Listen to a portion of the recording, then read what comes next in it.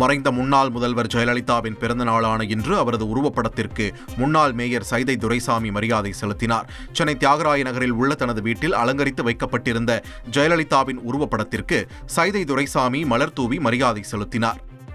மறைந்த முன்னாள் முதல்வர் ஜெயலலிதாவின் பிறந்த நாளை ஒட்டி அவரது உருவப்படத்திற்கு நடிகர் ரஜினிகாந்த் மரியாதை செலுத்தினார். சென்னை போயஸ் கார்டனில் உள்ள வேதா இல்லத்தில் ஜெயலலிதாவின் உருவப்படம் மலர்களால் அலங்கரித்து வைக்கப்பட்டிருந்தது. அங்கு வந்த நடிகர் ரஜினிகாந்த் ஜெயலலிதாவின் உருவப்படத்திற்கு மலர் தூவி மரியாதை செலுத்தினார்.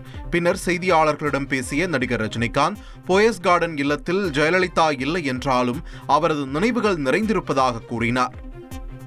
நான் 4வது தடவை வருது. ஐ திங்க் 77 வந்துட்டு அவங்க இங்கே பார்க்குறதுக்கு தான் இங்கே வந்திருந்தேன். ரெண்டு பேர் அவங்க சேர்ந்து ஆக்ட் பண்ணதா ஒரு ப்ரப்போசல் இருந்தது. அப்போ என்னை பார்க்கணும்னு சொல்லியிருந்தாங்க.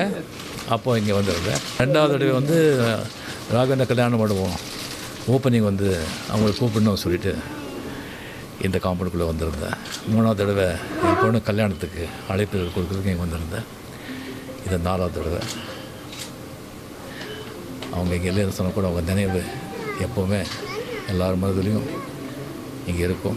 இங்கே வந்து அவங்க வாழ்ந்த வீட்டில் ஒரு அஞ்சலி செலுத்தி அவங்களுடைய ஒரு இனிப்பான ஒரு சுவையான நினைவுகளோடு போயிட்டுருக்கேன்.